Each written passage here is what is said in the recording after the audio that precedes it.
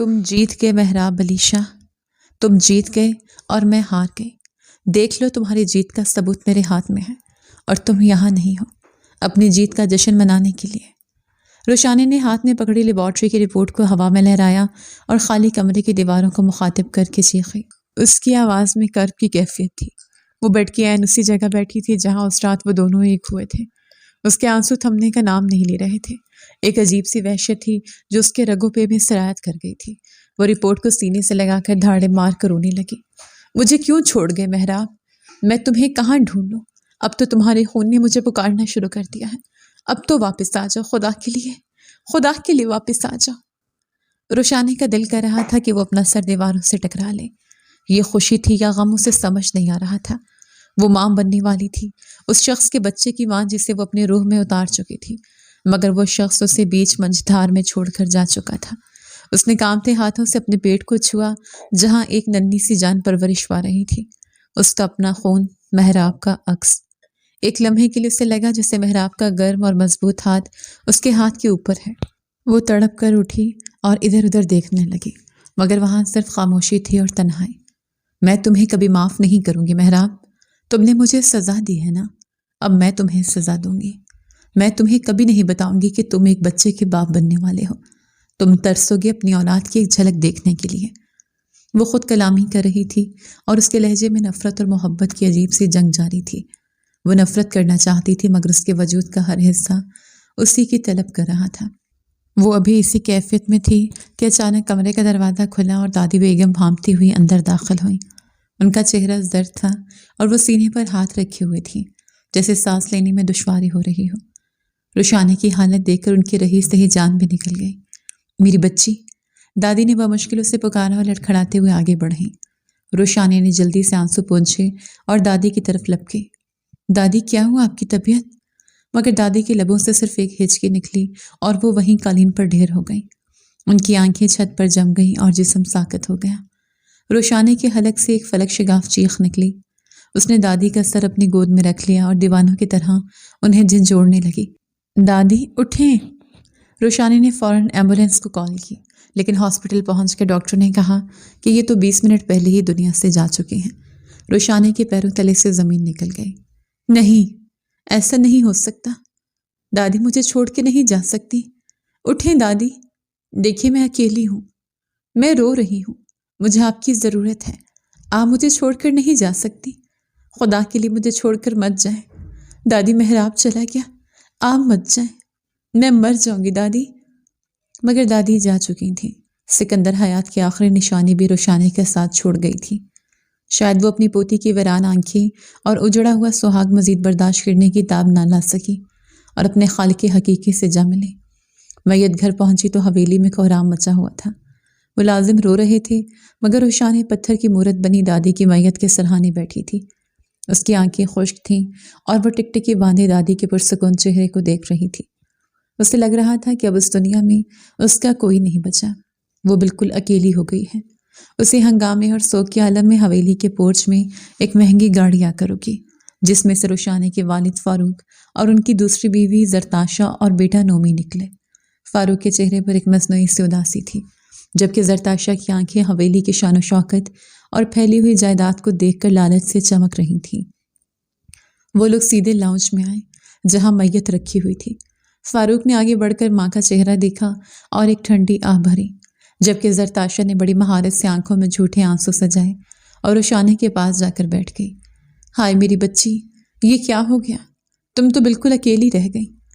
زرتاشا نے مگرمچھ کے آنسو بہاتے ہوئے روشانی کے کندھے پر ہاتھ رکھا، مگر روشانی نے جھٹکا دے کر اس کا ہاتھ پرے کر دیا اور اسے ایسی نظروں سے دیکھا کہ زرتاشا ایک لمحے کے لیے گڑبڑا گئی۔ تدفین کے تمام مراحل طے پائے، لوگ آئے اور چلے گئے، مگر روشانی اپنی جگہ سے نہ ہلی۔ رات گئے جب حویلی میں خاموشی چھا گئی تو فاروق اور زرتاشا ڈرائنگ روم میں بیٹھے مستقبل کی منصوبہ بندی کر رہے تھے۔ فاروق گھڑی کی طرف دیکھتے ہوئے بیزاری سے بولا، میں کل ہی واپس جانے کی بکنگ کروا رہا ہوں، یہاں میرا دم گھٹتا ہے۔ ماں چلی گئی، اب میرا یہاں کوئی کام نہیں۔ زرتاشا نے فوراً پینترا بدلا اور فاروق کے قریب آ کر بیٹھ گئی۔ اس نے بڑی عیاری سے شوہر کے ہاتھ پر ہاتھ رکھا اور میٹھے لہجے میں بولی، فاروق آپ بھی نا بالکل جذبات سے آ رہی ہیں، ذرا سوچیں تو صحیح، یہ اتنی بڑی حویلی، یہ فیکٹریاں، یہ زمینیں، ان کا کیا ہوگا؟ کیا آپ یہ سب ایسے ہی لاوارث چھوڑ دیں گے؟ فاروق نے کندھے اچکائے۔ تو کیا کروں میں؟ یہاں نہیں رہ سکتا، میرا بزنس وہیں سیٹ ہے، زرتاشا نے سمجھانے والے انداز میں کہا۔ ارے بھولے بادشاہ، یہاں کا بزنس تو وہاں سے 1000 گنا بڑا ہے، اور پھر یہ سب اب قانونی طور پر آپ کا ہے۔ ماجی کے بعد اکلوتے وارث آپ ہی تو ہیں، اور نومی، ہمارا بیٹا ماشاءاللہ جوان ہو رہا ہے، کیا اس کا حق نہیں ہے اس سلطنت پر؟ اگر ہم چلے گئے تو رشانہ یہ سب سنبھال نہیں پائے گی، لڑکی ذات ہے، کوئی بھی اسے بیوقوف بنا کر سب کچھ ہتھیار لے گا، اور پھر اس سب پر ہمارے نومی کا بھی تو حق ہے۔ زرتاشا کی باتوں نے فاروق کے دماغ میں زہر گھولنا شروع کر دیا۔ اسے بیٹے کے مستقبل اور دولت کی چمک نے اندھا کر دیا۔ اس نے کچھ سوچتے ہوئے سر ہلایا۔ تم ٹھیک کہتی ہو زرتاشا، مجھے نومی کے لیے یہاں رکنا پڑے گا، میں یہ سب ضائع نہیں ہونے دے سکتا۔ روشانے جو پانی لینے کے لیے کچن کی طرف جا رہی تھی، اس نے یہ سب سن لیا، مگر اس کے چہرے پر کوئی تاثر نہیں آیا۔ اس سے اب دولت، جائیداد یا باپ کی محبت سے کوئی غرض نہیں تھی۔ اس نے اپنی سب سے قیمتی چیز ابھی ابھی کھوئی تھی، اس کی پیاری دادی، جنہیں وہ دنیا میں سب سے زیادہ پیار کرتی تھی، اور اب اس کے اندر تو ایک اور ہی جہاں آباد تھا، جو صرف محراب اور اس کے بچے کے گرد گھومتا تھا۔ وہ خاموشی سے وہاں سے گزر گئے، جیسے ان لوگوں کا وجود اس کے لیے کوئی معنی نہیں رکھتا۔ دن ہفتوں میں اور ہفتے مہینوں میں بدلنے لگے۔ حویلی کا ماحول اب بدل چکا تھا۔ زرتاشا نے آہستہ آہستہ پورے گھر کا کنٹرول سنبھال لیا تھا۔ پرانے ملازمین کو نکال کر نئے ملازم رکھے گئے، جو صرف زرتاشا کے وفادار تھے۔ روشانے کو گھر کے کونے والے کمرے تک محدود کر دیا گیا تھا، مگر روشانے کو اس قید سے کوئی مسئلہ نہیں تھا۔ وہ تو چاہتی تھی کہ دنیا کی نظروں سے دور رہے، تاکہ کوئی اس کے جسم میں ہونے والی تبدیلیوں کو نوٹ نہ کر سکے۔ کچھ مہینے گزر چکے تھے، اور اب روشانے کا پیٹ واضح ہونے لگا تھا۔ وہ ہر وقت بڑی بڑی چادریں اوڑھ کر رکھتی، اور اپنے کمرے سے کم ہی باہر نکلتی۔ اس کا یونیورسٹی کا آخری سیمسٹر چل رہا تھا، اور وہ بمشکل اپنی پڑھائی پر توجہ دے پا رہی تھی۔ اس کی حالیں دیکھ کر زرتاشا کی عقابی نظریں اکثر اس کا پیچھا کرتی۔ زرتاشا کو شک ہونے لگا تھا کہ روشانے کچھ چھپا رہی ہے، مگر وہ ابھی کسی نتیجے پر نہیں پہنچی تھی۔ روشانے اکثر راتوں کو اٹھ کر کھڑکی میں کھڑی ہو جاتی اور چاند کو دیکھ کر محراب سے باتیں کرتی۔ محراب دیکھو، ہمارا بچہ اب حرکت کرنے لگا ہے، تمہیں محسوس ہوتا ہے نا؟ تم جہاں بھی ہو، تمہیں میری پکار سنائی دیتی ہوگی۔ تم ظالم ہو محراب، بہت ظالم ہو، مگر میں کیا کروں کہ یہ دل آج بھی تمہارے لیے دھڑکتا ہے۔ کاش تم واپس آ جاؤ اور مجھے اس جہنم سے نکال لے جاؤ۔ اس کی آنکھوں سے آنسو بہہ کر اس کے ابھرے ہوئے پیٹ پر گرتے، اور وہ وہیں فرش پر بیٹھ کر سسکیاں لینے لگتی۔ دوسری طرف زرتاشا فاروق کے کان بھرتی رہتی کہ روشانے اب جوان ہو گئی ہے، اور اس گھر میں جوان لڑکی کا اکیلے رہنا ٹھیک نہیں۔ اس کی شادی کر کے اسے رخصت کر دینا چاہیے، تاکہ راستہ صاف ہو سکے اور پوری جائیداد پر ان کا قبضہ ہو جائے۔ فاروق جو مکمل طور پر بیوی کے زیر اثر تھا، اس نے حامی بھر لی۔ ایک شام جب روشانہ یونیورسٹی سے واپس آئی اور اپنے کمرے میں جانے لگی تو فاروق نے اسے ڈرائنگ روم میں بلا لیا۔ زرتاشا وہاں پہلے سے موجود تھی، اور اس کے چہرے پر ایک مکار مسکراہٹ تھی۔ روشانہ دروازے پر کھڑی ہو گئی۔ اس نے اپنے دوپٹے کو اچھی طرح اپنے گرد لپیٹ رکھا تھا، تاکہ اس کا سراپا چھپا رہے۔ اس کے چہرے پر تھکن اور بیزاری تھی۔ جی ڈیڈ، آپ نے بلایا؟ اس نے اسپاٹ لہجے میں پوچھا۔ فاروق نے اخبار سائڈ پر رکھا اور گلا صاف کرتے ہوئے بولا، ہاں روشانے بیٹھو، تم سے ضروری بات کرنی ہے۔ روشانے خاموشی سے ایک سنگل صوفے پر بیٹھ گئی، مگر اس کا انداز محتاط تھا۔ فاروق نے بات شروع کی، دیکھو بیٹا، تمہاری دادی کی وفات کے بعد اب میں تمہارا ولی ہوں، اور مجھے تمہارے مستقبل کی فکر ہے۔ تمہاری پڑھائی بس ختم ہونے والی ہے، اور میں نے فیصلہ کیا ہے کہ اب تمہاری شادی کر دینی چاہیے۔ میرے ایک دوست کا بیٹا ہے، بہت اچھا خاندان ہے، اور وہ لوگ فوراً شادی کرنا چاہتے ہیں۔ روشانے کو جیسے کرنٹ لگا، وہ تیزی سے کھڑی ہو گئی اور اس کا چہرہ غصے سے سرخ ہو گیا۔ یہ نہیں ہو سکتا، میں شادی نہیں کر سکتی۔ زرتاشا نے فوراً لقمہ دیا۔ کیوں نہیں ہو سکتا؟ کیا شہزادی کے لیے آسمان سے شہزادہ اترے گا؟ تم شکر کرو کہ وہ لوگ تمہیں قبول کر رہے ہیں، ورنہ تمہاری اس مرجھائی ہوئی صورت کو دیکھ کر کون رشتہ بھیجتا ہے؟ اور روشانہ نے زرتاشا کو نظر انداز کیا اور باپ کی آنکھوں میں آنکھیں ڈال کر مضبوط لہجے میں بولی، ڈیڈ، میں نے کہا نا میں شادی نہیں کر سکتی، کیونکہ میں پہلے سے شادی شدہ ہوں۔ کمرے میں جیسے بم پھٹا ہو۔ فاروق اور زرتاشا دونوں ہکا بکا رہ گئے۔ فاروق غصے سے کھڑا ہو گیا اور چیخا، کیا بکواس کر رہی ہو تم؟ شادی شدہ؟ کس سے شادی کی تم نے؟ اور کب؟ ہمیں بتایا تک نہیں؟ روشانی نے گہرا سانس لیا اور بولی، دادی جانتی تھی میری شادی مہراب علی شاہ سے ہوئی تھی اور وہی میرے شوہر ہیں، اس لیے آپ میری کہیں اور شادی کرنے کا سوچ بھی نہیں سکتے۔ زرتاشا نے طنزیہ کہہ کر لگایا، اوہ اچھا، اگر تمہارا شوہر ہے تو ہے کہاں؟ ہمیں بھی تو پتہ چلے، اتنے مہینے سے اس کی شکل نہیں دیکھی کسی نے، اور تم کہہ رہی ہو تم شادی شدہ ہو؟ مجھے تو لگتا ہے یہ سب ڈرامہ ہے، تم صرف اس رشتے سے بچنے کے لیے یہ سب کہہ رہی ہو۔ روشانی نے مٹھی بھینچی، میرا شوہر جہاں بھی ہے وہ میرا شوہر ہے، وہ ملک سے باہر ہوتے ہیں۔ زرتاشا فوراً بولی، اچھا باہر ہوتا ہے تو پھر ہماری بات کروا دو، فون تو ہوگا نا اس کے پاس، یا فون بھی نہیں ہے؟ اس کی یہ بات سن کر روشانی خاموش ہو گئی۔ وہ کیسے کراتی ہے ان کی بات، وہ تو خود اس سے رابطے کو ترس رہی تھی۔ فاروق نے غصے سے آگے بڑھ کر روشانی کے بازو کو جھنجھوڑا، مجھے یہ جھوٹی کہانیاں نہ سنا، اگر تمہارا کوئی شوہر ہوتا تو یوں تمہیں لاوارث چھوڑ کر نہ جاتا، میں یہ شادی کروا کر رہوں گا، چاہے تمہاری مرضی ہو یا نہ ہو۔ روشانی نے اپنا بازو چھڑایا اور پہلی بار اس کی آواز میں وہ شیرنی جاگی جو مہراب کی محبت نے اسے دی تھی۔ ہرگز نہیں ڈیڈ، میں اپنی جان دے دوں گی مگر کسی اور مرد کے پاس نہیں جاؤں گی، اور آپ زبردستی نہیں کر سکتے، یہ قانوناً اور شرعاً جرم ہے۔ زرتاشا کی نظریں روشانی کے وجود کا جائزہ لے رہی تھیں۔ اس نے اچانک کچھ محسوس کیا، روشانی کے دوپٹے کے نیچے چھپا ابھار اور اس کے چلنے کا انداز زرتاشا کی آنکھوں میں ایک شیطانی چمک آئی۔ وہ اٹھی اور روشانی کے قریب جا کر اس کا دوپٹہ کھینچ لیا۔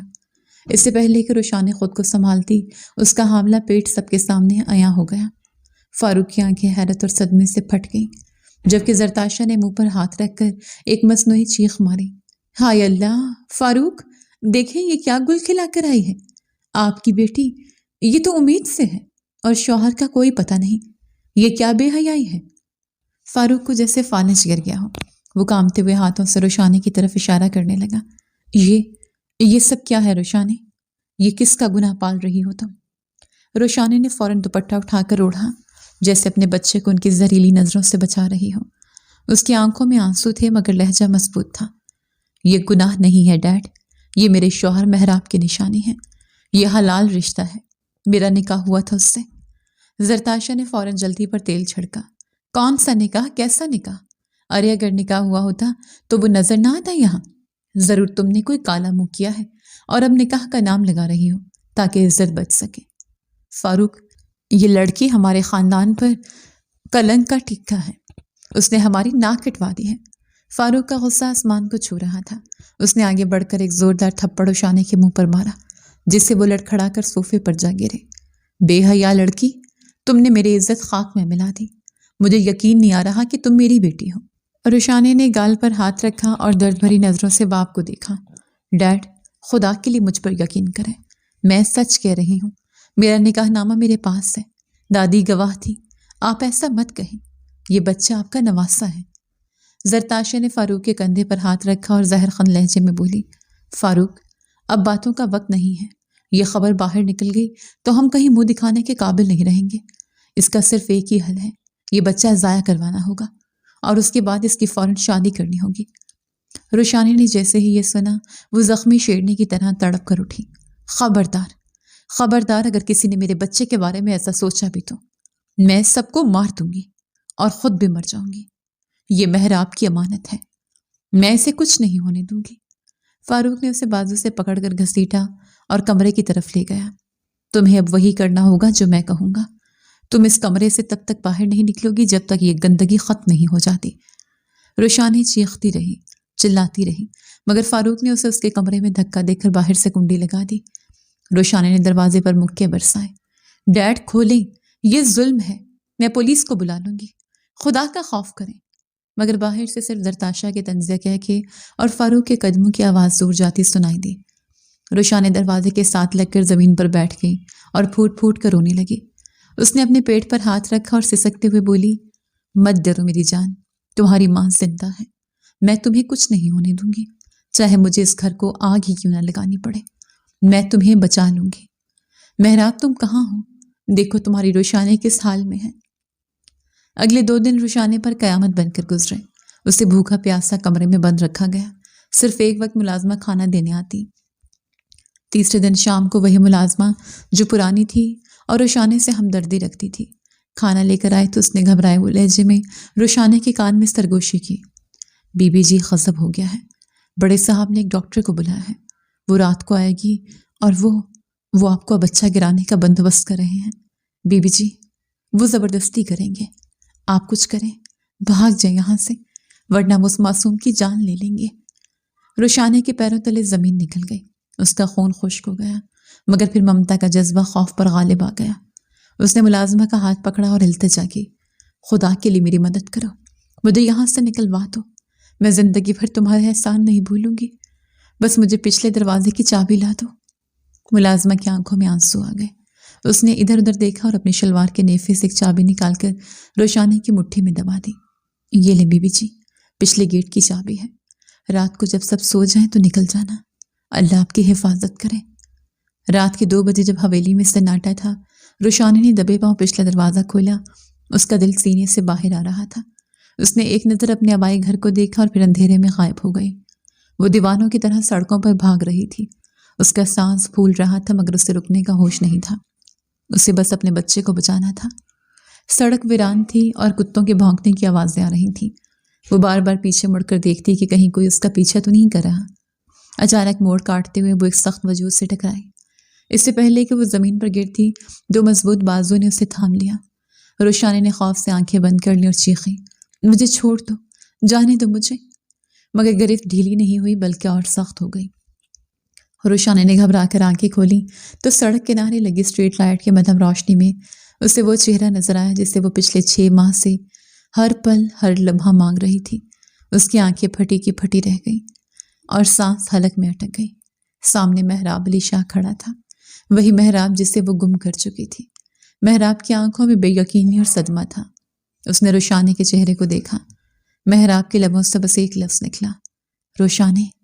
یہ خواب تھا یا حقیقت، روشانی کو یقین نہیں آ رہا تھا۔ وہ شخص جس کے لیے وہ تڑپ رہی تھی یوس ویران سڑک پر اس کے سامنے کھڑا تھا، جسے قدرت نے اسے خاص اسی کے لیے بھیجا ہو، مگر روشانی کے دماغ میں ابھی بھی خطرے کی گھنٹیاں بج رہی تھیں۔ اسے لگا شاید یہ بھی کوئی وہم ہے۔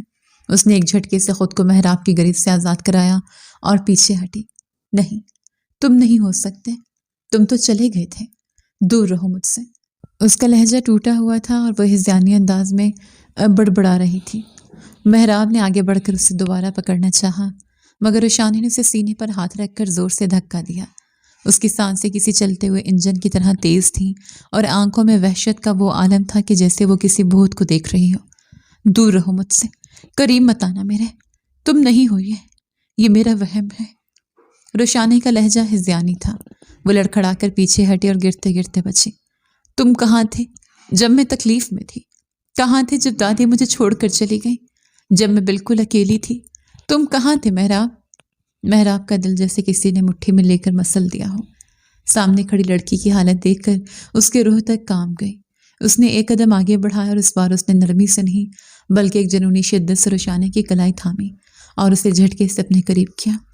روشانی نے چیخنا چاہا مگر مہراب نے دوسرا ہاتھ اس کی کمر کے گرد حمائل کر کے اسے اپنے حصار میں جکڑ لیا۔ روشانی، ہوش میں آؤ، میں ہوں مہراب، تمہارا مہراب، مجھے دیکھو، میری آنکھوں میں دیکھو۔ مہراب کی آواز میں ایک ایسی گونج تھی جس نے روشانی کے چیختے ہوئے وجود پر سکتہ طاری کر دیا۔ وہ اس کی بازو میں قید تھی اور چاہ کر بھی ہل نہیں پا رہی تھی۔ مہراب کی نظریں روشانی کے چہرے سے پھسلتی ہوئی نیچے گئیں جہاں اس کا ابھرا ہوا پیٹ اس کے دوپٹے کی رکاوٹ کے باوجود صاف دکھائی دے رہا تھا۔ مہراب کی آنکھوں میں بے یقینی کے ہزاروں رنگ ابھرے۔ اس کا ہاتھ روشانی کی کمر سے سرک کر کامتے ہوئے اس کے پیٹ پر جا ٹھہرا۔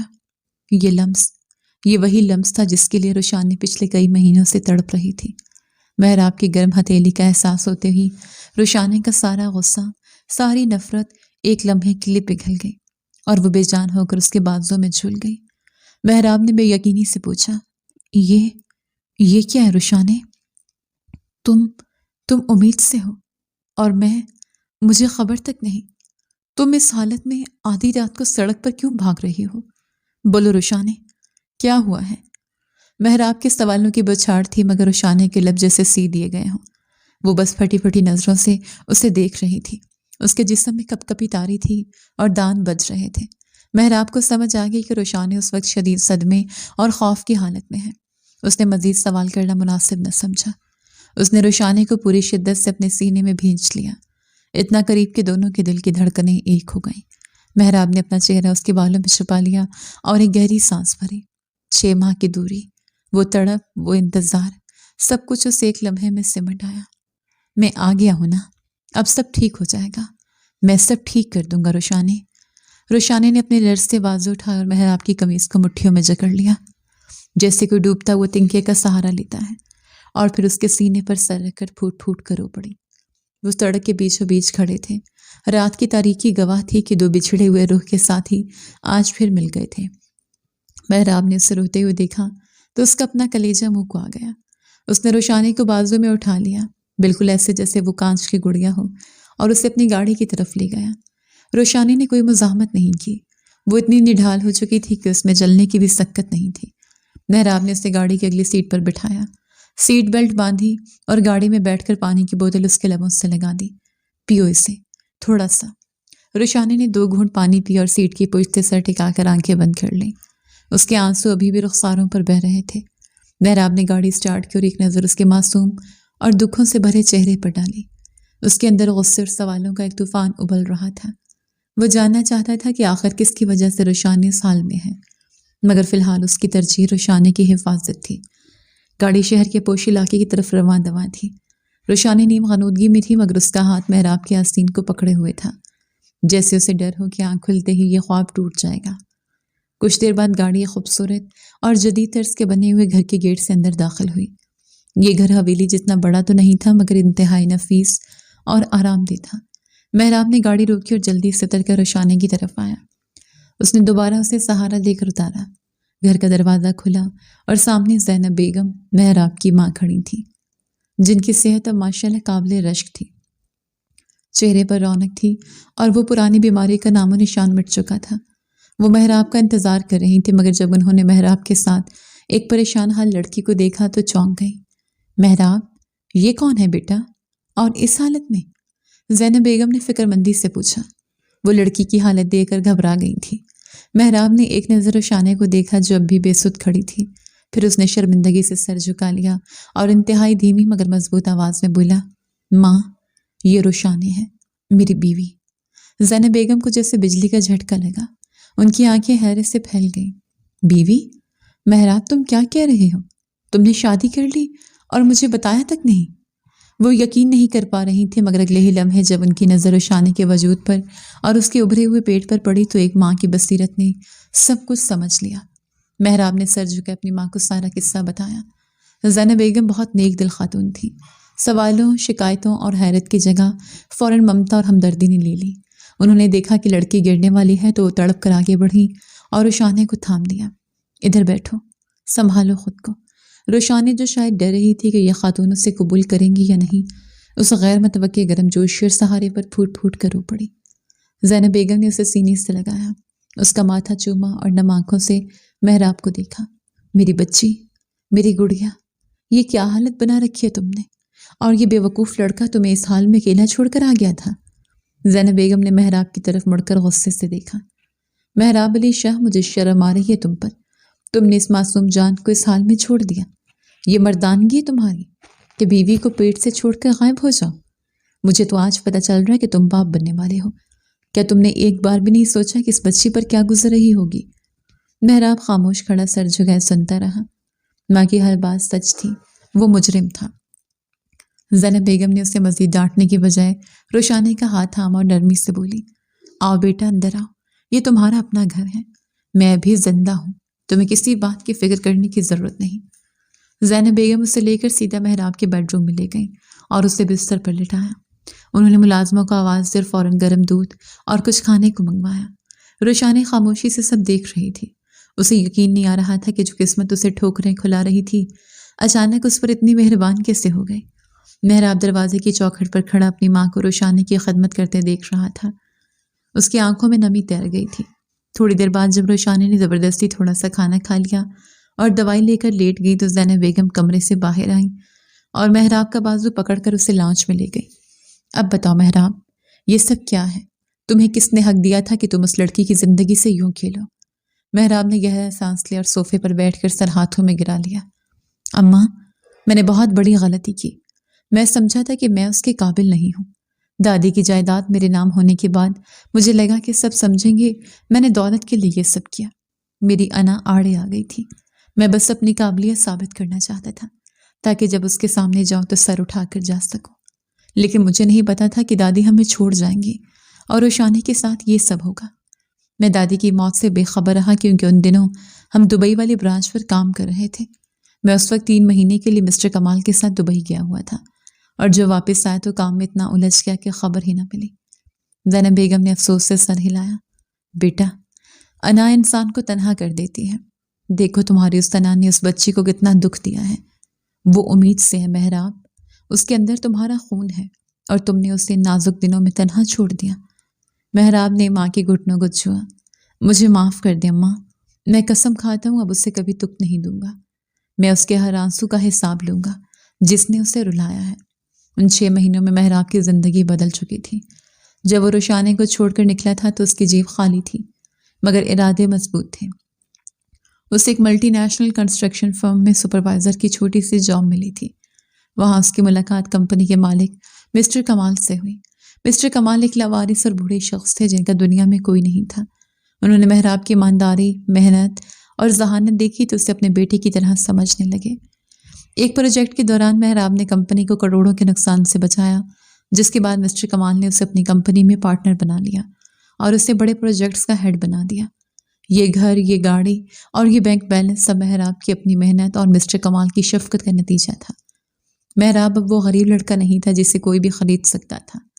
وہ اب ایک پاورفل بزنس مین بن چکا تھا جس کے ایک اشارے پر بہت کچھ ہو سکتا تھا۔ محراب نے ماں کو بتایا کہ کس طرح اس نے دن رات ایک کر کے یہ مقام حاصل کیا، صرف اس لیے کہ وہ روشانی کے برابر آ سکے، مگر اسے اندازہ نہیں تھا کہ پیچھے حالات اتنا خوفناک رخ اختیار کر لیں گے۔ رات کا آخری پہر تھا۔ زینب بیگم اپنے کمرے میں جا چکی تھی اور محراب دبے پاؤں بیڈ روم میں داخل ہوا۔ روشانی نیند میں تھی مگر اس کے چہرے پر ابھی بھی خوف اور دکھ کے سائے تھے۔ وہ کبھی کبھی نیند میں سسک پڑتی تھی۔ محراب آہستہ سے بیڈ کے کنارے بیٹھ گیا اور اس کے چہرے سے بکھرے ہوئے بال ہٹائے۔ اس نے جھک کر روشانی کے ماتھے پر ایک طویل اور پرسکون بوسہ دیا جیسے اس کی تمام درد چن لینا چاہتا ہو۔ اس کی نظر روشانی کے پیٹ پر گئی تو وہ بے اختیار مسکرا دیا۔ ایک عجیب سا احساس تفاخر اور محبت اس کے رگوں پہ میں سرایت کر گئی۔ اس نے اپنا ہاتھ ہولے سے روشانی کے پیٹ پر رکھا اور سرگوشی کی۔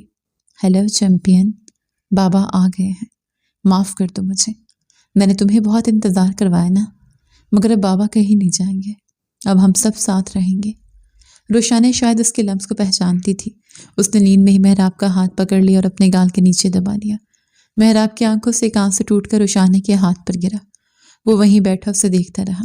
اس نے روشانی کے سجے ہوئے گال کو دیکھا جہاں انگلیوں کے نشان ابھی بھی مدھم سے باقی تھے۔ محراب کے جبڑے بھینچ گئے۔ جس ہاتھ نے میری بیوی پر ہاتھ اٹھایا ہے وہ ہاتھ اب سلامت نہیں رہے گا۔ بس ایک بار مجھے پتہ چل جائے کہ تمہاری یہ حالت کس نے کی ہے روشانی۔ اگلی صبح جب روشانی کی آنکھ کھلی تو کمرے میں ہلکی دھوپ چھنی ہوئی تھی۔ محراب ہاتھ میں ناشتے کی ٹرے لیے مسکراتا ہوا اندر داخل ہوا۔ روشانی نے اسے دیکھا تو گزشتہ شب کے واقعات ذہن میں گھوم گئے مگر فوراً ہی 6 ماہ کی تکلیف اور غصہ حاوی ہو گیا۔ اس نے پاس پڑا تکیہ اٹھایا اور پوری قوت سے محراب کی طرف دے مارا۔ دور رہو مجھ سے محراب، کس منہ سے آئے ہو میرے سامنے؟ تم کیا سمجھے میں بھول جاؤں گی سب؟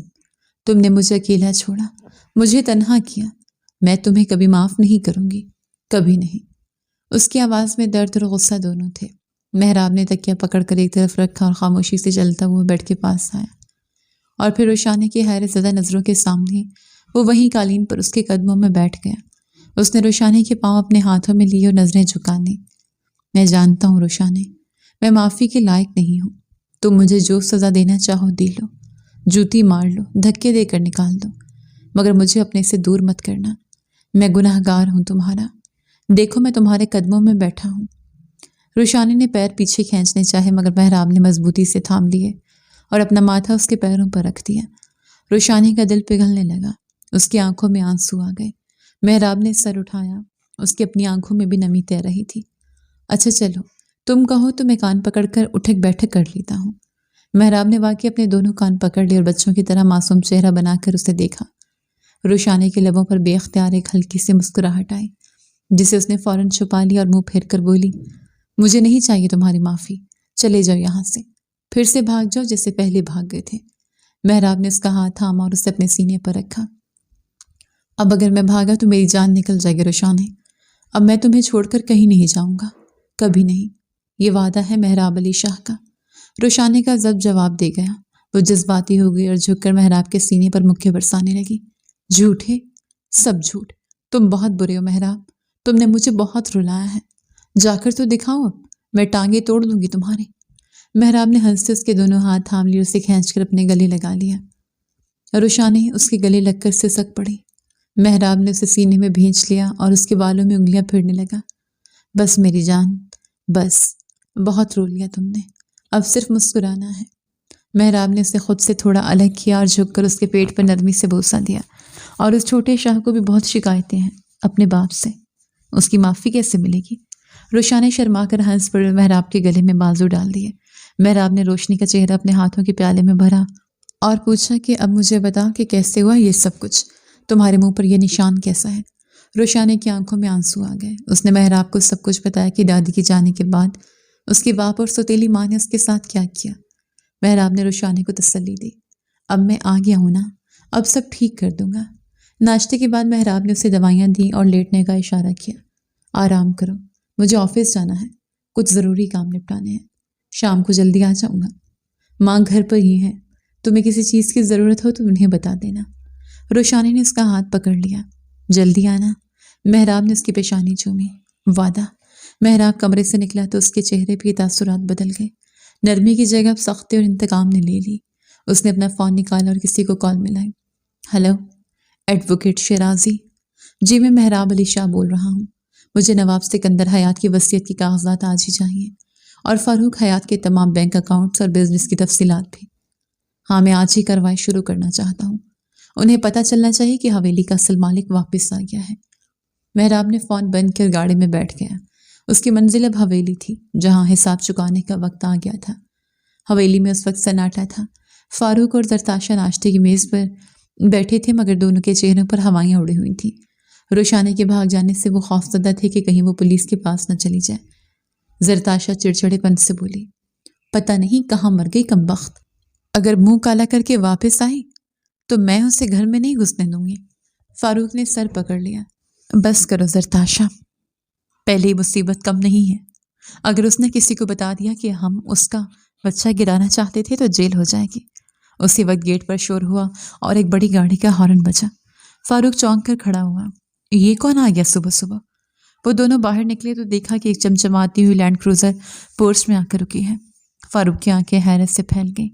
یہ گاڑی تو شہر کے بڑے بزنس مینوں کے پاس ہوتی ہے۔ ڈرائیونگ سیٹ کا دروازہ کھلا اور مہراب علی شاہ باہر نکلا۔ سوٹ بوٹ میں ملبوس، آنکھوں پر کالا چشمہ اور چہرے پر بلّا کا روپ۔ وہ چلتا ان کے سامنے آیا اور چشمہ اتار کر ایک سرد نگاہ ان پر ڈالی۔ فاروق اور زرتاشا اسے پہچان نہیں پائے، کیونکہ جو نکاح کی تصویریں روشانی نے دکھائی تھیں ان میں وہ بالکل سادہ تھا، اور اب اس کا حلیہ بدل چکا تھا۔ جی بھائی صاحب، آپ کون؟ فاروق نے مؤدبانہ انداز میں پوچھا۔ مہراب کے لبوں پر ایک طنزیہ مسکراہٹ ابھری۔ کیا بات ہے سسر جی، اتنی جلدی اپنے داماد کو بھول گئے؟ فاروق اور زرتاشا کو جیسے سانپ سونگھ گیا۔ ان کے منہ کھلے کے کھلے رہ گئے۔ مہراب؟ فاروق کے حلق سے گھٹی ہوئی آواز نکلی۔ مہراب نے بڑے اطمینان سے اپنے کوٹ کی جیب سے ایک کاغذ نکال کر فاروق کے ہاتھ میں تھمایا۔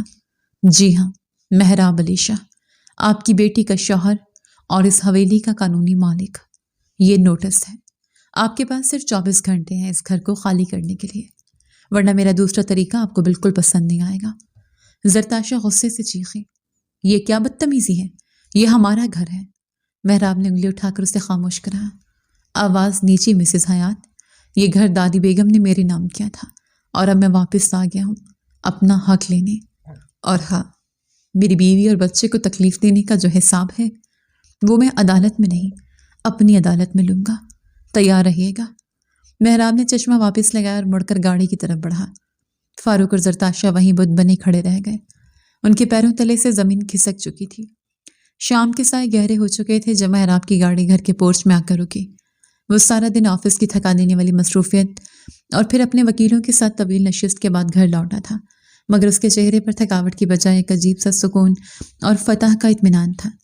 اس نے ٹائی کی نوٹ ڈھیلی کی، اپنا بریف کیس اٹھایا اور گھر کے اندر داخل ہوا۔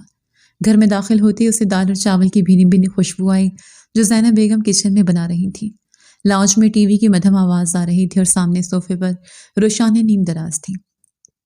اس نے ایک ڈھیلا ڈھالا سا فراک پہن رکھا تھا اور اس کے چہرے پر معصومیت اور حمل کی وجہ سے آئی تھکاوٹ نمایاں تھی۔ محراب کو دیکھتی اس کے چہرے پر جیسے سورج طلوع ہو گیا۔ وہ اٹھنے کی کوشش کرنے لگی تو محراب نے جلدی سے اپنا بریف کیس نیچے رکھا اور لمبی لمبی ڈگ بھرتا اس تک پہنچا۔ ارے ارے، آرام سے میری جان، اٹھنے کی ضرورت نہیں ہے۔ محراب نے فوراً اسے اپنے بازو کا سہارا دیا اور واپس صوفے پر بٹھا دیا، پھر خود اس کے پاس بیٹھ گیا۔ السلام علیکم بیگم صاحبہ، کیسی طبیعت ہے آج ہمارے شہزادے اور ان کی والدہ محترمہ کی؟ محراب کے لہجے میں شرارت اور محبت گھلی ہوئی تھی۔ روشانی نے مسکرا کر اس کے بالوں میں انگلیاں پھیری۔ وعلیکم السلام، ہم دونوں ٹھیک ہیں، بس آپ کا انتظار کر رہے تھے۔ صبح وعدہ کیا تھا پھر بھی دیر کر دی نا آپ نے۔ محراب نے گہرا سانس لیا۔ بس کچھ ضروری کام تھے جنہیں نپٹانا ضروری تھا، مگر اب میں آ گیا ہوں اور یہ پوری شام صرف تمہارے نام ہے۔ محراب نے صوفے پر گردن ٹکائے آنکھیں بند کر لی اور بولا، جانتے ہو روشانی، آج سارا دن مجھے بس تمہارا خیال آتا رہا۔ آفس کی میٹنگز میں، فائلوں کے انبار میں، ہر جگہ بس تم اور ہمارا بیبی۔ میری زندگی اب تم دونوں کے گرد گھومتی ہے۔ روشانی کا دل ان محبت بھرے الفاظ سے سرشار ہو گیا۔ آپ تھک گئے ہوں گے، جائیں فریش ہو جائیں، میں کھانا لگواتی ہوں۔ امی بھی کچن میں ہیں۔ کھانے کی میز پر ماحول بہت خوشگوار تھا۔ محراب زینب بیگم اور روشانی کو دن بھر کی روٹین سناتے رہا، مگر اس نے ابھی تک وہ بات نہیں بتائی تھی جو اس کے دل میں تھی۔ کھانے کے بعد زینب بیگم اپنے کمرے میں چلی گئی اور محراب روشانی کو لے کر اپنے بیڈ روم میں آ گیا۔ کمرے میں آ کر محراب نے روشانی کو بستر پر بٹھایا اور خود اس کے سامنے کرسی کھینچ کر بیٹھ گیا۔ اس کے چہرے کے تاثرات اب سنجیدہ ہو چکے تھے۔ روشانی، مجھے تم سے ایک بہت ضروری بات کرنی ہے، محراب نے اس کا ہاتھ تھام کر نرمی سے کہا۔ روشانی کا دل دھک سے رہ گیا۔ کیا بات ہے محراب، سب خیریت تو ہے نا؟ آپ اتنے سنجیدہ کیوں لگ رہے ہیں؟ محراب نے اس کی آنکھوں میں جھانکتے ہوئے کہا، دراصل آج آفس جانے سے پہلے میں حویلی گیا تھا، تمہارے ڈیڈ اور زرتاشا بیگم کے پاس۔ روشانی کے ہاتھ ٹھنڈے ہو گئے، اس کے لیے حویلی اب ایک خوفناک خواب بن چکی تھی۔ آپ وہاں کیوں گئے تھے؟ میں اب ان لوگوں سے کوئی تعلق نہیں رکھنا چاہتی۔ انہوں نے میرے بچے کو ختم کرنے کی کوشش کی تھی، مجھے ان سے کچھ نہیں چاہیے، پلیز آپ ان سے دور رہیں۔ محراب نے اس کے ٹھنڈے ہاتھوں کو اپنے گرم ہاتھوں میں بھینچ لیا۔ میری بات سنو روشانی، میں وہاں کچھ مانگنے نہیں گیا تھا اور نہ ہی داماد بن کر گیا تھا کہ وہ میری تذلیل کرتے۔ میں وہاں حویلی کے مالک کی حیثیت سے گیا تھا۔ روشانی نے حیرت سے دیکھا۔ کیا مطلب؟ محراب نے مسکراتے ہوئے وضاحت کی۔ تمہیں یاد ہے دادی نے اپنی وصیت میں حویلی تمہارے شوہر کے نام کی تھی؟ میں نے وکیل سے کہہ کر وہ کاغذات نکلوا لیے ہیں اور آج میں نے انہیں 24 گھنٹوں کا نوٹس دے دیا ہے کہ وہ گھر خالی کر دیں۔ وہ حویلی دادی کی امانت ہے اور اس پر صرف تمہارا حق ہے۔ ہم وہاں واپس جا رہے ہیں روشانی، اپنے گھر۔ روشانی کی آنکھوں میں آنسو تیرنے لگے۔ خوف اور راحت کے ملے جلے جذبات نے اسے گھیر لیا۔ محراب، میں وہاں نہیں جانا چاہتی، مجھے اس گھر کی دیواروں سے ڈر لگتا ہے۔ وہاں میری دادی مر گئی، وہاں مجھے قید رکھا گیا، میں وہاں دوبارہ کیسے رہ پاؤں گی؟ اگر ڈیڈ نے پھر کچھ کیا تو؟ محراب نے اٹھ کر اسے گلے لگا لیا اور اس کے سر پر ٹھوڑی ٹکا دی۔ جب تک محراب زندہ ہے تمہیں کسی سے ڈرنے کی ضرورت نہیں ہے۔ ہم وہاں ڈر کر نہیں بلکہ سر اٹھا کر جائیں گے۔ دیکھو روشانی، کچھ عرصے کے لیے وہاں رہنا بہت ضروری ہے، بعد میں جہاں چاہو ہم وہیں رہیں گے۔ ان لوگوں کو وہاں سے نکالنا ضروری ہے جنہوں نے تمہارا سکون برباد کیا۔ تمہیں ہمت کرنی پڑے گی، تم اپنا حق اس طرح نہیں چھوڑ سکتی۔ میں تمہارے ساتھ ہوں، قدم قدم پر۔ روشانی نے محراب کی قمیض کو مٹھی میں بھینچ لیا اور سسکتے ہوئے بولی، ٹھیک ہے محراب، اگر آپ کہتے ہیں تو میں چلوں گی، مگر میری ایک شرط ہے۔ شرط؟ محراب نے اسے خود سے الگ کر کے سوالیہ نظروں سے دیکھا۔ ہاں، روشانی نے آنسو پونچھتے ہوئے کہا، میں وہاں اکیلی نہیں رہوں گی، آپ امی کو بھی ساتھ لے کر چلیں گے۔ میں ان کے بنا وہاں نہیں رہوں گی، اگر امی ساتھ جائیں گی تو ہی میں جاؤں گی۔ محراب کا چہرہ کھل اٹھا، اس نے محبت سے روشانی کے ماتھے کو چوم لیا۔ یہ تو کوئی شرط نہ ہوئی میری جان، یہ تو میری بھی خواہش ہے، مجھے امید ہے وہ خوشی خوشی چلیں گی۔ اگلی شام کا سورج غروب ہونے کے قریب تھا، فضا میں ایک عجیب سی کشیدگی تھی۔ حویلی کے ڈرائنگ روم میں فاروق اور زرتاشا بے چینی سے ٹہل رہے تھے۔ زرتاشا نے غصے سے سیب کا ایک ٹکڑا اٹھایا اور منہ میں ڈالتے ہوئے بولی، فاروق، آپ کیوں اتنا گھبرا رہے ہیں؟ میں نے کہا نا کہ وہ 2 ٹکے کا آدمی ہمارا کچھ نہیں بگاڑ سکتا۔ یہ سب اس کی گیدڑ بھبکیاں ہیں۔ یہ حویلی ہماری ہے اور ہم یہیں رہیں گے۔ فاروق نے ماتھے کا پسینہ پونچھا۔ زرتاشا، اگر اس کے پاس اصلی کاغذات ہوئے تو پولیس ہمیں نہیں چھوڑے گی۔ زرتاشا نے حقارت سے منہ بنایا۔ میں دیکھتی ہوں کون نکالتا ہے مجھے میرے گھر سے۔ ابھی وہ یہ باتیں کر ہی رہے تھے کہ باہر پورچ میں گاڑیوں کے قافلے کے رکنے کی زوردار آوازیں آئیں۔ سائرن کی گونج نے حویلی کی در و دیوار ہلا دیے۔ فاروق گھبرا کر کھڑکی کی طرف لپکے۔ باہر کا منظر دیکھ کر ان کے پیروں تلے زمین نکل گئی۔ محراب کی سیاہ لینڈ کروزر کے پیچھے 2 پولیس موبائلز اور ایک وکیلوں کی گاڑی کھڑی تھی۔ محراب گاڑی سے اترا، آنکھوں پر کالا چشمہ اور چہرے پر وہی بادشاہوں والا جلال۔ وہ گھوم کر دوسری طرف گیا اور دروازہ کھول کر روشانی کو انتہائی احتیاط سے نیچے اتارا۔ روشانی نے سفید رنگ کا سادہ سا جوڑا پہن رکھا تھا۔ وہ محراب کا بازو تھامے ہوئے تھی اور اس کی نظریں جھکی ہوئی تھیں، مگر محراب کا بازو اس کے لیے سب سے بڑی ڈھال بنا ہوا تھا۔ وہ دونوں چلتے ہوئے لاؤنج میں داخل ہوئے۔ پیچھے پولیس اور وکیلوں کی ٹیم تھی۔ محراب نے اندر داخل ہوتی ایک طائرانہ نظر اپنے سسرال والوں پر ڈالی اور کلائی پر بندھی گھڑی دیکھتے ہوئے سرد اور حتمی لہجے میں کہا، مسٹر فاروق حیات، آپ کا وقت ختم ہو چکا ہے۔ زرتاشا محراب کو دیکھ کر اپنا آپا کھو بیٹھی۔ وہ چیختے ہوئے آگے بڑھے۔ یہ کیا تماشا ہے؟ تم پولیس لے کر آ گئے؟ تم ہوتے کون ہو ہمیں نکالنے والے؟ یہ میرا گھر ہے، میں ابھی پولیس کمشنر کو فون کرتی ہوں۔ تم جانتے نہیں ہو ہم کون ہیں؟ محراب کے لبوں پر ایک طنزیہ مسکراہٹ ابھری۔ اس نے انگلی کے اشارے سے اپنے وکیل ایڈوکیٹ شرازی کو آگے کیا۔ وکیل نے عدالتی حکم نامے کی فائل میز پر پٹخ دی۔ یہ سپریم کورٹ کا آرڈر ہے مسز حیات، وکیل نے سخت لہجے میں کہا۔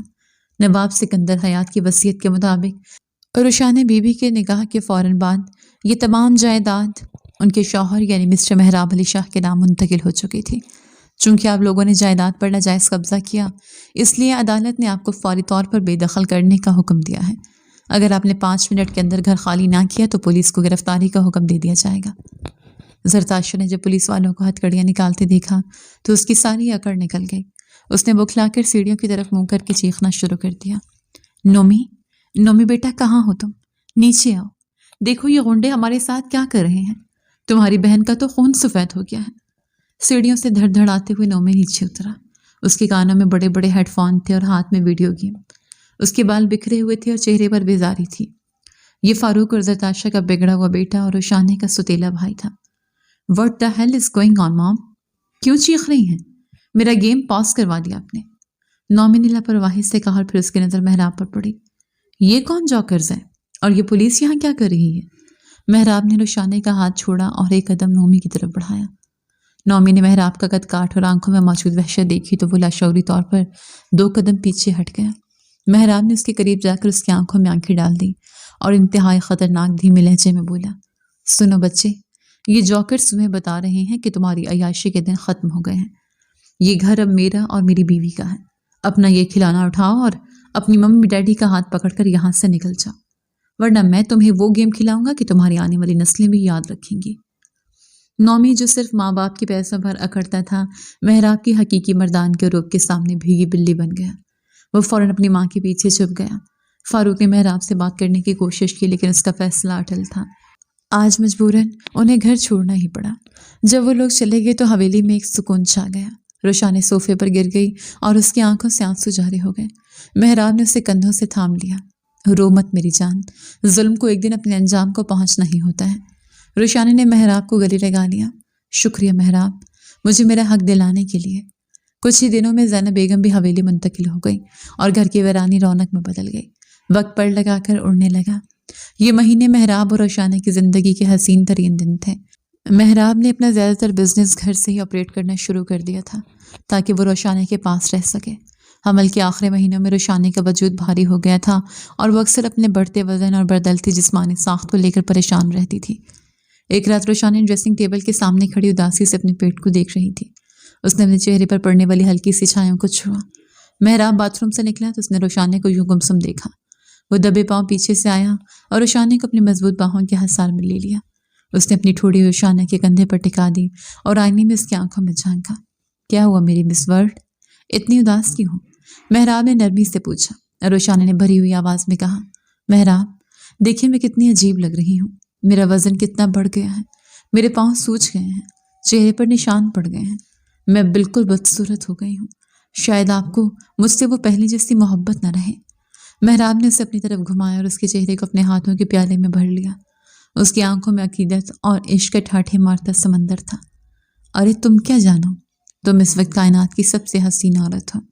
یہ نور ہے ممتا کا، اور یہ پیٹ۔ محراب گھٹنوں کے بل بیٹھ کر اس کے ابھرے ہوئے پیٹ پر اپنے ہونٹ رکھتی ہے۔ اس لمحے سے روشانی کے وجود میں جھرجھری دوڑ گئی۔ یہ تو میرے چیمپئن کا محل ہے۔ محراب نے کھڑے ہو کر روشانی کو اپنی باہوں میں لیا۔ مجھے تم اس حال میں اور بھی زیادہ پرکشش لگتی ہو، اتنی پیاری کہ میرا دل کرتے تمہیں اپنی آنکھوں میں چھپا لوں، اپنے بیڈ پر لے جاؤں۔ اور محراب نے شرارت سے کہا اور اس کے لبوں پر لب رکھ دیے۔ لیکن کیا کرے، کنٹرول کرنا پڑے گا۔ ہٹے یہاں سے، آپ کو ہر وقت شرارت سوچتی رہتی ہے۔ محراب کی والہانہ محبت نے روشانی کے سارے وسوسے دور کر دیے۔ راتوں کو جب روشانی کے پیروں میں سوجن کی وجہ سے درد ہوتا تو محراب اسے بستر پر لٹاتا اور زیتون کا تیل گرم کر کے گھنٹوں اس کے پیروں کی مالش کرتا۔ محراب بس کریں، آپ تھک جائیں گے، سارا دن کام کرتے ہیں اور رات کو میری خدمت، میں آپ کو بہت تنگ کرتی ہوں نا۔ محراب نے مسکرا کر اس کے پاؤں کے تلووں پر بوسہ دیا اور شرارت سے بولا، ہاں بہت زیادہ تنگ کرتی ہوں۔ ہاں تو میں کروں گی آپ کو تنگ، چن چن کر سارے بدلے لوں گی آپ سے۔ اکثر لیٹے ہوئے محراب اپنا کان روشانی کی پیٹ پر رکھ دیتا اور بچے کی حرکت محسوس کرنے کی کوشش کرتا۔ ہلو چیمپئن، پاپا بات کر رہے ہیں۔ کیا کر رہے ہو اندر؟ فٹ بال کھیل رہے ہو؟ اپنی مما کو تنگ مت کیا کرو، بلکہ باہر آ جاؤ، پھر مل کر تنگ کریں گے۔ روشانی ہنس پڑتی۔ محراب وہ سن رہا ہے، دیکھیے کیسے زور سے کک ماری ہے۔ محراب حیرت سے اچھل پڑتا۔ ارے واقعی یہ تو ابھی سے میرا مقابلہ کرنے کو تیار ہے۔ شیر کا بچہ ہے آخر۔ ان چھوٹی چھوٹی خوشیوں اور محبت بھرے لمحات نے ان کے رشتے کو اتنا مضبوط کر دیا تھا کہ اب وہ ایک دوسرے کے بنا سانس لینے کا بھی نہیں سوچ سکتے تھے۔ وہ برسات کی ایک طوفانی رات تھی۔ بادل زور زور سے گرج رہے تھے اور بجلی کڑک رہی تھی، بالکل ویسی ہی رات جب ان کا نکاح ہوا تھا۔ روشانی نے گہری نیند میں تھی کہ اچانک اسے کمر کے نچلے حصے میں ایک شدید ٹیس اٹھی جو لہر کی طرح پیٹ تک پھیل گئی۔ وہ درد کی شدت سے بلبلا کر اٹھ بیٹھی۔ محراب، محراب! اس کے حلق سے دبی دبی چیخ نکلی۔ محراب جو گہری نیند میں تھا ایک دم ہڑبڑا کر جاگ گیا۔ کیا ہوا جان، طبیعت خراب ہے؟ روشانی نے اس کا بازو اتنی زور سے بھینچا کہ اس کے ناخن محراب کی جلد میں گڑ گئے۔ محراب، درد، بہت درد ہو رہا ہے، شاید وقت آ گیا ہے۔ اس کا چہرہ پسینے سے شرابور تھا اور سانس اکھڑ رہی تھی۔ محراب کا دل زور زور سے دھڑکنے لگا۔ اس نے فوراً زینب بیگم کو آواز دی اور روشانی کو سہارا دے کر کھڑا کیا۔ امی، امی جلدی آئیں، گارڈ سے کہیں جلدی سے گیٹ کھولیں۔ حویلی میں بھگدڑ مچ گئی۔ زینب بیگم بھاگتی ہوئی آئیں۔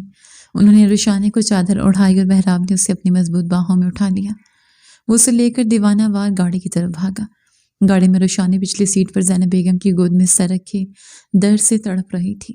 اس کی ہر چیخ محراب کے دل پر نشتر کی طرح لگ رہی تھی۔ ہمت کرو روشانی، بس ہم پہنچ گئے۔ محراب ڈرائیونگ کرتے ہوئے بار بار پیچھے مڑ کر دیکھ رہا تھا۔ اس کی اپنی آنکھوں میں آنسو تھے۔ ہمت کرو روشانی، وہ دل ہی دل میں دعائیں مانگ رہا تھا۔ یا اللہ سب خیریت سے کرنا، میری بیوی اور بچے دونوں کو محفوظ رکھنا۔ ہسپتال پہنچتے اسٹریچر منگوایا گیا اور روشانی کو فوراً لیبر روم منتقل کیا گیا۔ دروازہ بند ہوا تو محراب وہیں کوریڈور کی دیوار کے ساتھ لگ کر کھڑا ہو گیا۔ اس کا پورا وجود کانپ رہا تھا۔ اندر سے آنے والی روشانی کی کراہیں اس کی روح کو زخمی کر رہی تھیں۔ 2 گھنٹے کا وہ وقت محراب پر صدیوں کی طرح گزرا۔ آخرکار لیبر روم کا دروازہ کھلا اور بچے کے رونے کی ایک صحت مند آواز نے ہسپتال کے کوریڈور کو سکوت کو توڑ دیا۔ محراب جھٹکے سے کھڑا ہوا۔ نرس مسکراتی ہوئی باہر آئے۔ اس کی گود میں سفید کپڑے میں لپٹا ایک ننھا سا فرشتہ تھا۔ مبارک ہو سر، بیٹا ہوا ہے۔ محراب کے قدم وہیں جم گئے۔ اس کی آنکھوں سے بے اختیار آنسو جاری ہو گئے۔ یہ خوشی کے آنسو تھے۔ اس نے کانپتے ہاتھوں سے اس ننھے وجود کو تھاما۔ وہ بالکل محراب کا ہم شکل تھا۔ وہی ناک، وہی ماتھا، وہی رنگت۔ محراب نے جھک کر بیٹے کے ماتھے کو چوما۔ اس نے نرس سے بےتابی سے پوچھا، میری بیوی روشانی کیسی ہے؟ نرس نے مسکرا کر کہا، وہ بالکل ٹھیک ہے، اللہ کا شکر ہے، آپ تھوڑی دیر میں مل سکتے ہیں۔ جب روشانی کو ہوش آیا تو اس نے دیکھا کہ محراب بیڈ کے کنارے بیٹھا اسے ہی دیکھ رہا ہے۔ اس کی آنکھوں میں عقیدت اور محبت کے دیے جل رہے تھے۔ ساتھ ہی کارٹمن کا بیٹا ذریعہ علی شاہ پرسکون نیند سو رہا تھا۔ محراب، روشانی نے کمزور آواز میں پکارا۔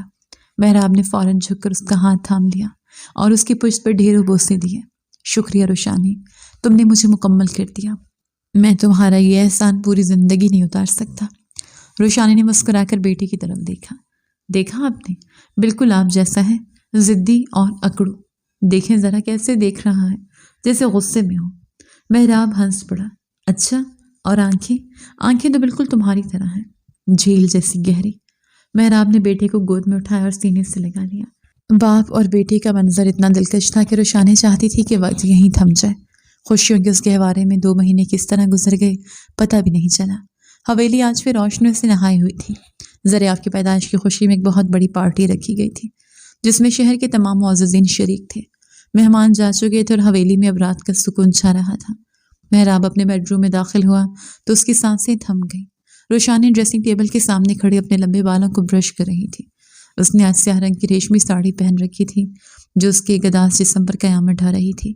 ذریعہ کی پیدائش کے بعد اس کے حسن میں ایک عجیب سا نکھار اور دلکشی آ گئی تھی۔ اس کی کمر کے خم اور گردن کی سراہی دار ساخت مہراب کے جذبات کو پوری طرح بیدار کر رہی تھی۔ مہراب نے دروازہ لاک کیا اور آہستگی سے شکاری کی طرح اس کی طرف بڑھا۔ روشانی نے آئینے میں مہراب کا عکس دیکھا تو شرما کر نظریں جھکا لی۔